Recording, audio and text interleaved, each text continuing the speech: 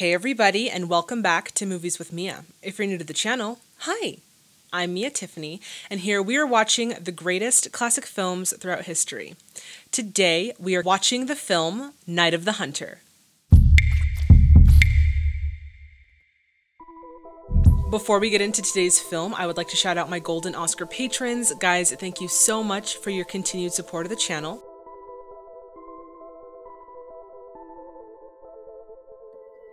And if you're interested in getting exclusive MWM content, then please check out my Patreon link, which is in the description box below. If you're not quite interested in becoming a patron, but you still want to support the channel, why not consider buying a movie ticket? Please check out www.buymeacoffee.com/Mia Tiffany, and that link is in the description box below.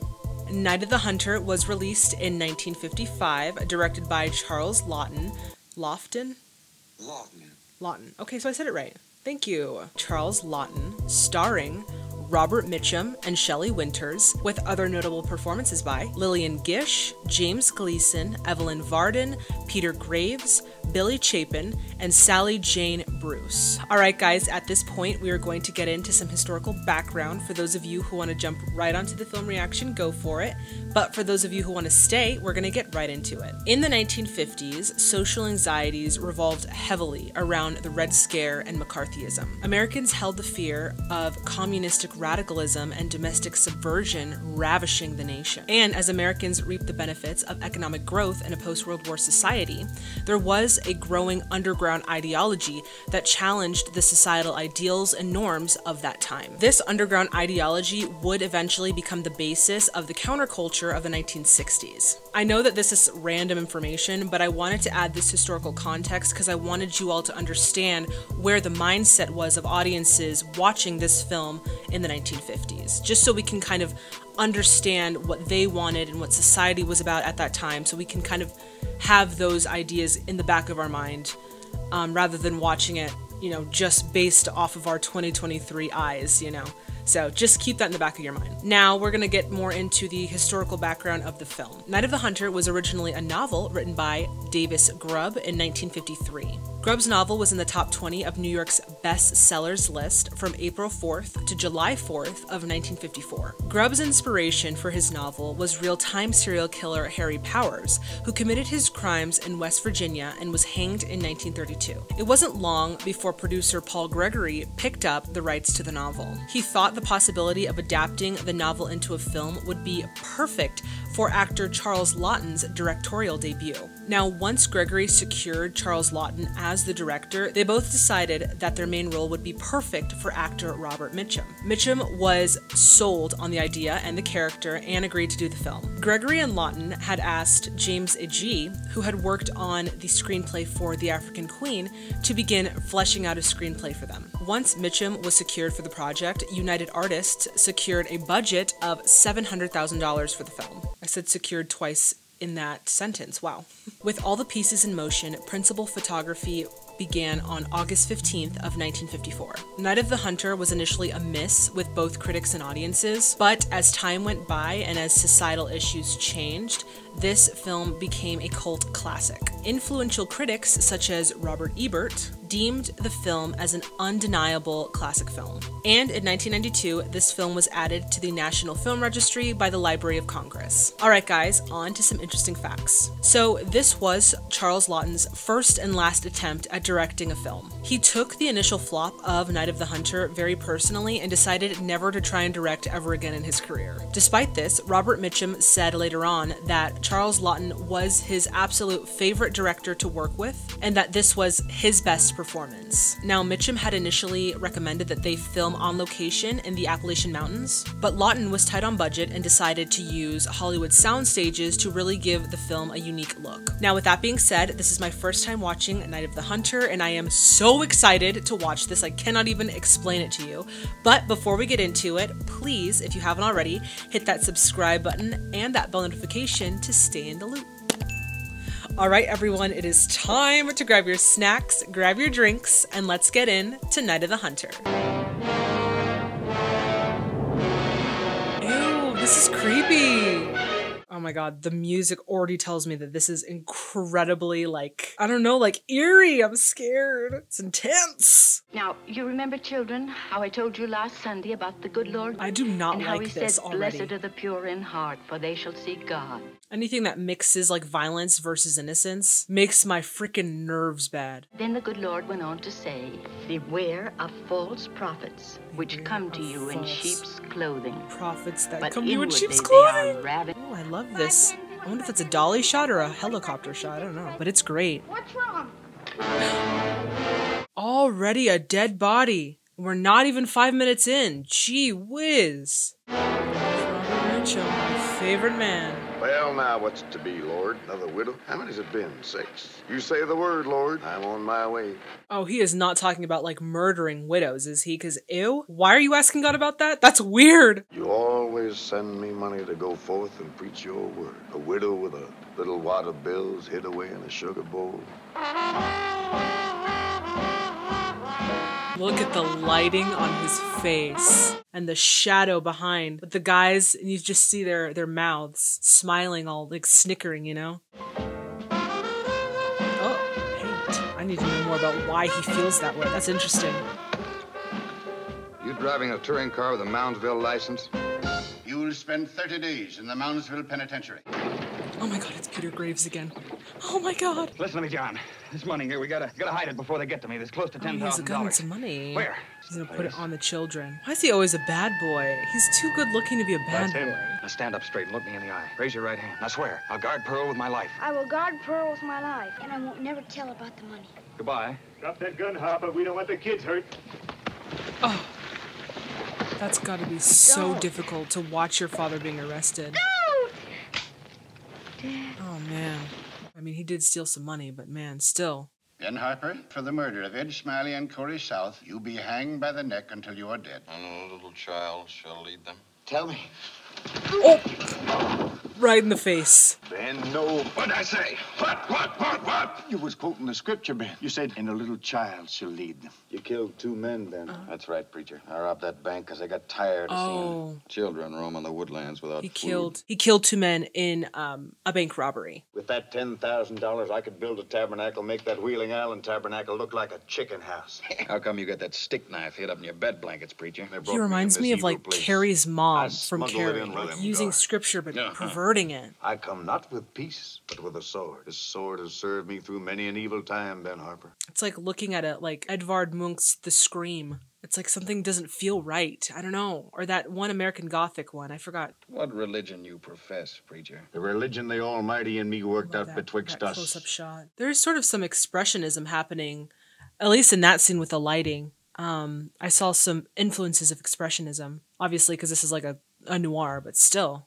Lord, you sure knowed what you was doing when you put me in this very cell at this very time. A man with $10,000 hid somewhere. He's praying with And the a knife widow in his in the hand. There's something so, like, ew about that. I don't know. It's gross. I like what he's doing, especially with his subjects, where so far there hasn't been more than 2 people. Oh, other than the police officer scene where they're taking the dad into jail. But there hasn't been, like, more than 2 people in, like, an elongated scene. He always has either 1 or 2 people in a scene. And I really like that because I feel like it kind of conveys to the audience, like, isolation or something about, maybe about the self or something about isolation. That's what I'm getting from it. And then mixed with a German expressionism or the expressionism in the cinematography. It's really creating this sort of feeling of like loneliness and isolation. I don't know, maybe that's just me, but something about it just feels like that. Tell me if you guys feel the same way in the comments. So your mommy's keeping you out of school these days. How is your poor mother? She's at Spoon's ice cream parlor. Hey, did they ever find out what your father done with all that money he stole? They're children. What? That was so inappropriate. No woman is able to raise growing youngsters alone. The Lord meant that job for 2. I see. I just don't want a husband. Oh, that was an abrupt cutoff. Something's coming. Something big's coming. You're a grown woman with 2 little young'uns. It's a man you need in the house, Will Arbor. She's like, I don't want a husband. Yeah, I like how he's interlaying these 2 scenes, like to tell us something big's coming, something's about to happen, you know? And it does not feel good. It feels very ominous and dark. Come on in, have a cup of coffee, boy.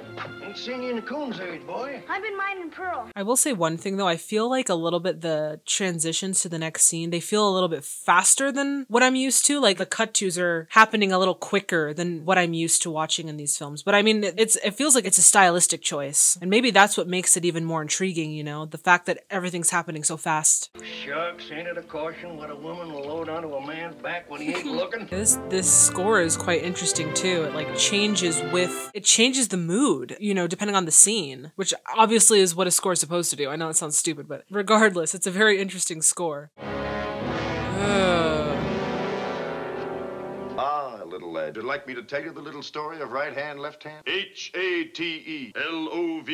These fingers, dear hearts, is always a warring and a tugging, one against the other. Wait a minute. Hot dog loves a winning, and old left hand hate is down for the count. Why is this so terrifying to watch? It's like he was strangling. That's what I thought of, like he's strangling. I wish every soul in this community could get the benefit. Oh, you just got to stay for our picnic Sunday. You're literally asking the devil to stay, thinking he's the frickin' prophet of the century. And I think it's by design that they made the other people of this town wearing sort of lighter colored outfits or like lighter shades. And then they have Robert Mitchum's character, Harry Powell, in all black. Like that has got to be by design. It's so obvious. Rejoicing, bringing in the sheaves, blowing in the morning.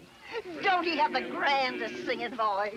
He does have a grand singing voice, but that doesn't make him a good man. I feel like I'm like camping and we're telling like scary stories in the night. Like I don't feel secure at all.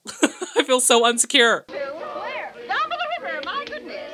If ever I saw a sign from heaven. John don't like him much. The boy worries me. I know it's silly, but it's like there's something still between him and his dad. What he needs is a dose of salt. Oh, there's something else. What? There's a pact they made before he died. Did Ben Harper ever tell you what he done with the money he stole? My dear child, don't you know? This reminds me of Oscar Michaud's Body and Soul, like the criminal pretending to be the prophet. John! Well, John, the night before your father died, he told me what he did with that money. That money's at the bottom of the river, wrapped around a 12-pound cobblestone. I think he was lying. And I think, obviously the kids know he's lying, but I think he knows he's lying too. Anybody here? Good evening, John. Your mother told me she wanted me to be a daddy to you and your sister. You just came into the picture, bro, like 10 minutes ago. I would say no. Did you hear what I said, boy? You ain't my dad. You'll never be my dad. Wow, this kid has some kahunas. We're all going to be friends and share our fortunes together, John. You think you can make me tell, but I won't. I won't.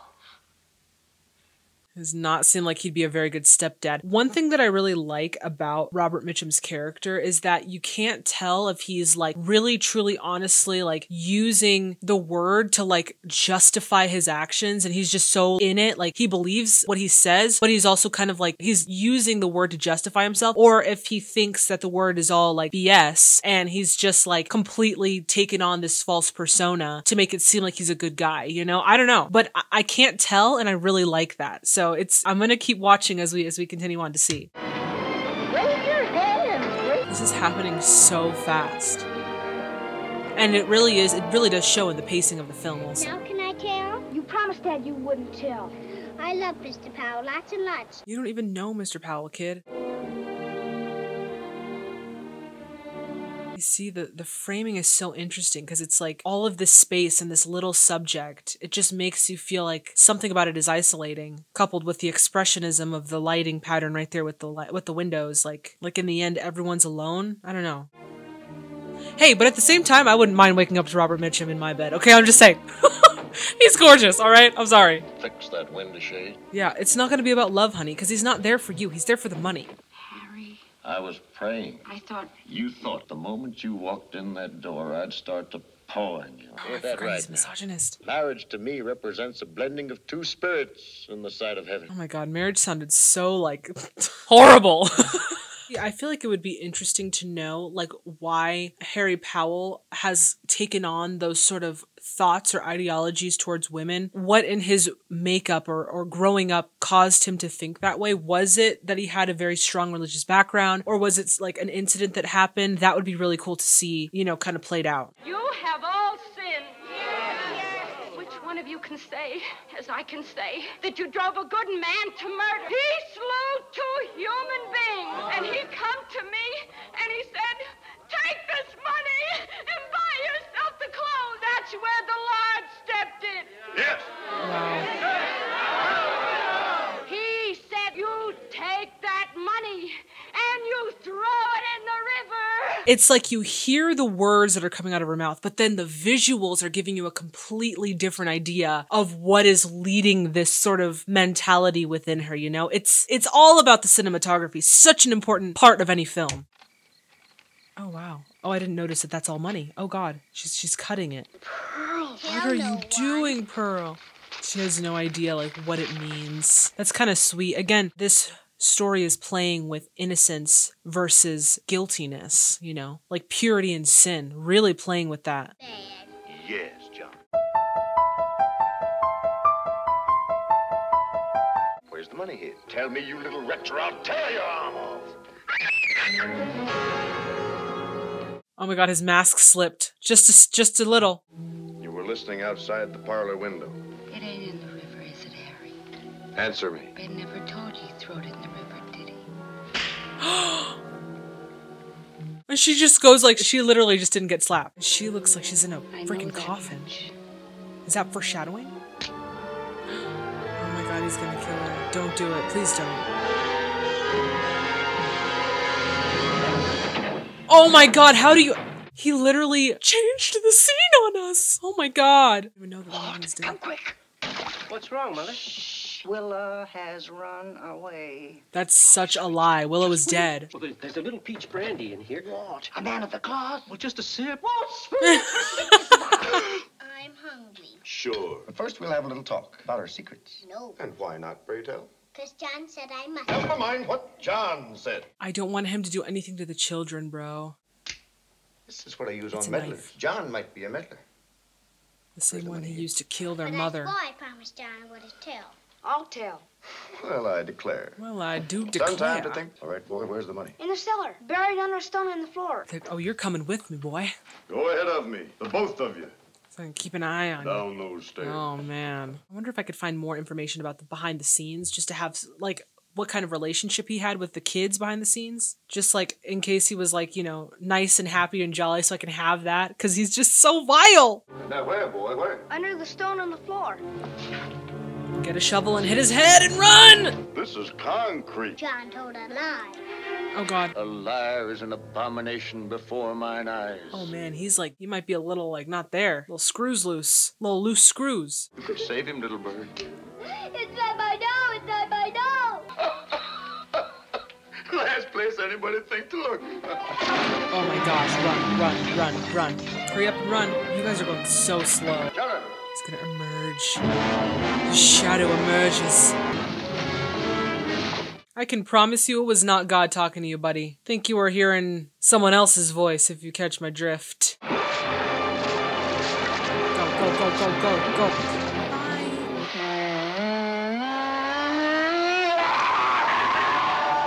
my God. I love when he, like, explodes, because he is this gentle demeanor, and then when he explodes with emotion, it's like, whoa! You're not allowed to be that crazy, bro!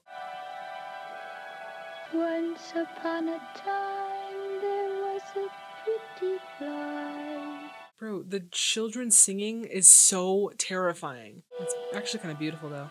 She had 2 pretty children. Caught in the web. I'm liking the way they're thinking.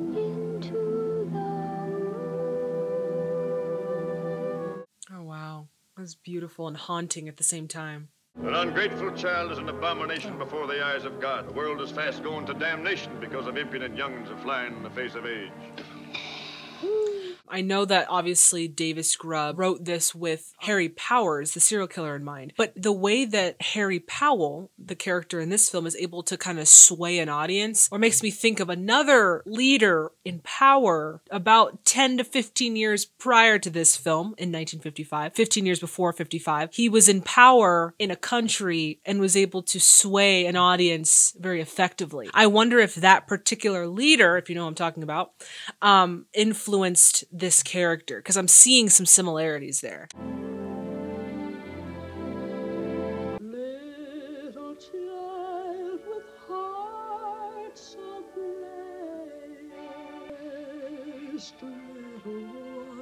There's something so unsettling about them showing just their legs, you know, not them, but just their feet. You tend to see that a lot when they're depicting dead bodies. So, I don't know, it's just, something feels so off.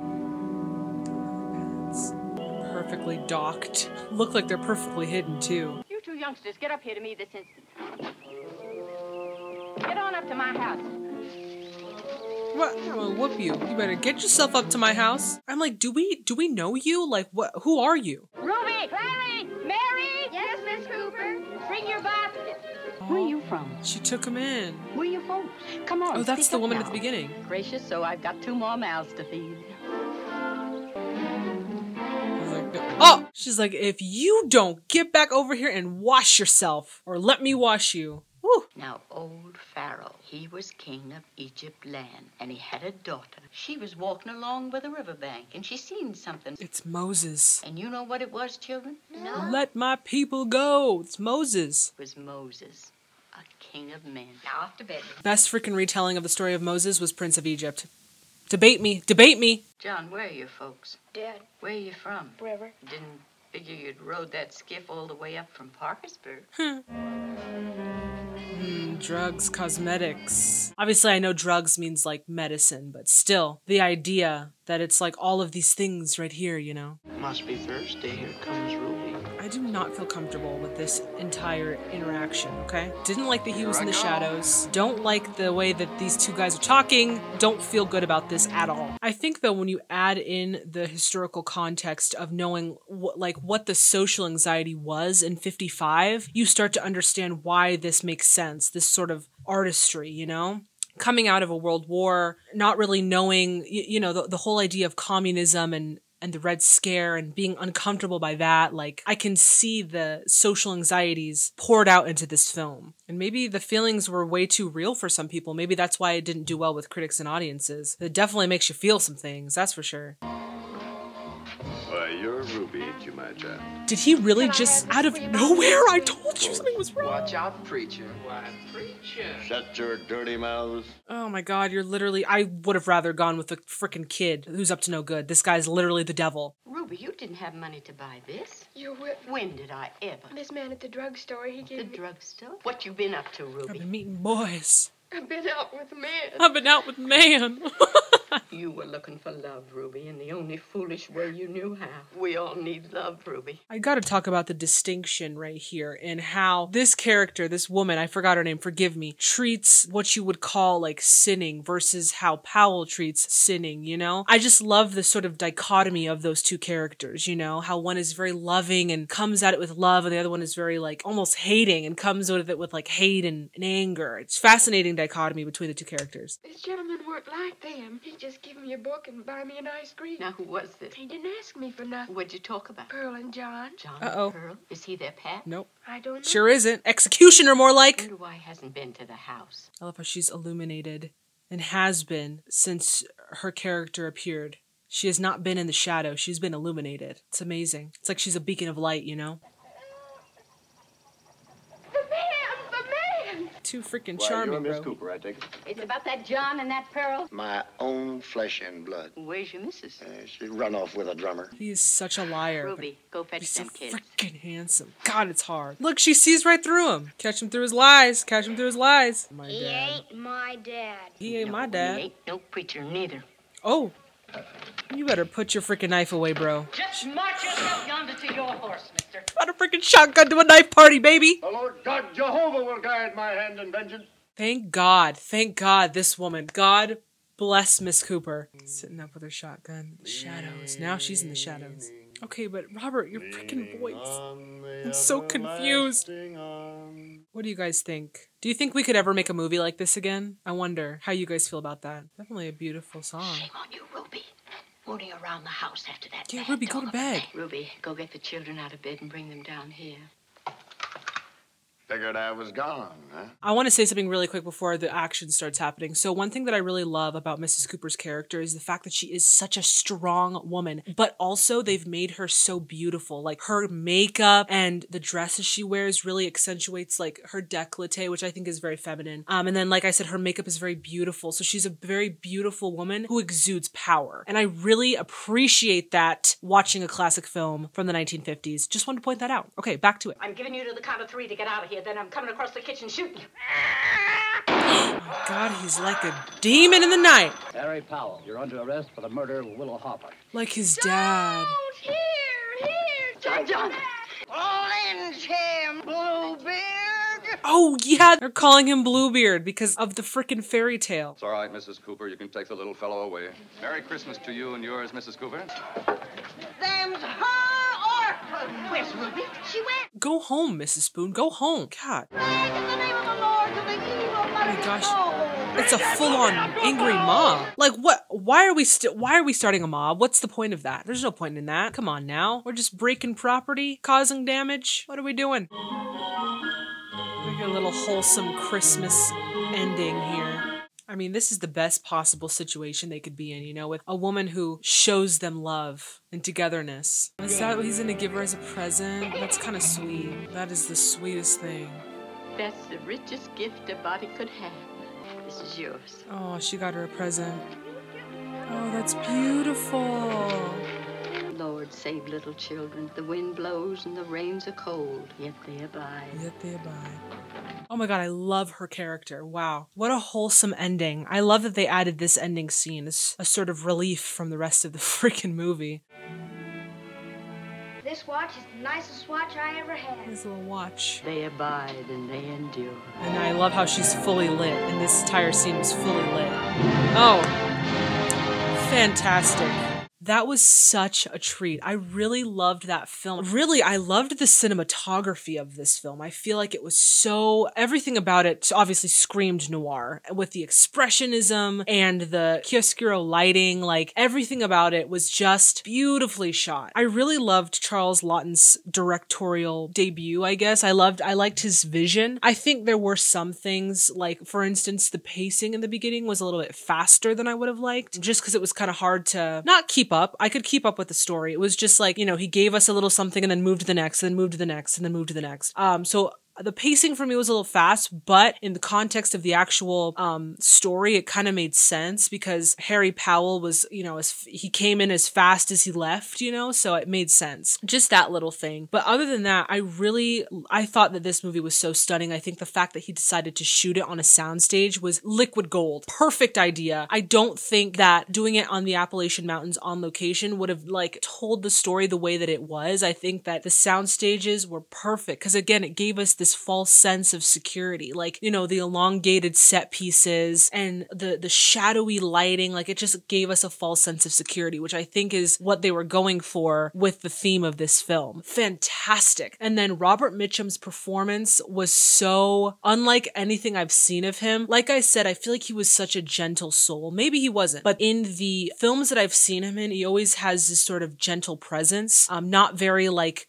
you know, domineering or like machismo, but very gentle, but still very manly. And he brought that into this performance, but it gave the character of Harry Powell such a like something that confused my senses in all the right ways, right? Like, cause you're thinking this serial killer, this bad guy is just supposed to be a villain, yet somehow he's charming and he has this sort of gentle nature to him. And then when he explodes and he becomes like angry and this killer, suddenly you're like, whoa, where is this coming from? It was so brilliant. I think casting Robert Mitchum was such a great choice.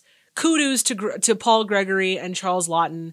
Fantastic choice. And then the actress who played Mrs. Cooper, I know I've seen her before. I actually think that's Lillian Gish or Gish. It's Gish. She was so beautiful. There was such a beauty about her. She was very feminine, beautiful, but she had this power. Really just made her character fantastic. And then the way that she cared for the children juxtaposed to the way that Harry Powell treated the children. It was just such a great dichotomy within their two characters. It gave the film a lot of like character, and it really gave people something to kind of like leave the theater with, you know? So I thought that was fantastic. I also see though why a lot of audiences probably it was a miss with them, just because I think it was a little bit ahead of its time. I think people weren't ready for that. The anxieties that it had in the film might have been a little too much, because again, there was so much going on in society at this time. So people may have wanted more of like an escapism type film, but nonetheless, I think that this was a fantastically shot film, fantastically directed, great acting. And finally, I want to talk about the kid actors were phenomenal in this, like literal stars in the making. So good. Thank you guys so much for recommending it, and thank you so much for watching it with me. All right, everyone, that does it for this video. As always, if you liked it as much as I did, please give it a thumbs up. Also, if you would like to become an official Tiffany Club member, then please hit that subscribe button and that bell notification to stay in the loop. If you would like to see this film's full reaction, you will find it on my Patreon. There you will also find my bi-weekly MWM live watch parties, where we come together on a Saturday at 6 p.m. Arizona time and we watch one classic film live via Zoom. I also have some Patreon only reactions that are available to all Patreon tiers, and of course our Flick Pick polls, which allow you to vote for movies to be featured in future videos. So if that sounds of any interest to you, then please check out that Patreon link, which is in the description box below. If you have a recommendation for any classic Hollywood film, go ahead and reach out to me on my social media, on Facebook and Twitter at Movies with Mia, and on Instagram and TikTok at movieswithmia_. If social media is not your jam, don't worry, I have an email. My email is miawilliams642@gmail.com. You can reach out to me on any of those platforms. If you don't know what I've reacted to on the channel, don't worry, I have a LetterBoxd account where you can see all of the films I've reacted to on the channel. That is under the handle Mamma Mia Tiffany. So check that out. Finally, as always, guys, thank you so much for watching. Please stay safe and healthy out there, and I'll see you, boo, in the next video. Bye, everyone. Before we get into today, my eyelid keeps like sticking to the top of my eye, so I'm just like with my eyes open. Jeez. Before we get into today, this is really in my face. Okay. Alright guys, at this point we are going to get into some... So, Night of the Hunter was originally a novel written by David Davis. I can't say this. Okay. And of course, our Flick Pick polls, which allow you to vote for movies. I keep saying that. Why do I say movies? What? Finally, guys, thank you so much for watching. Please stay safe and healthy out there. Why do I feel like I missed something? Okay, bye!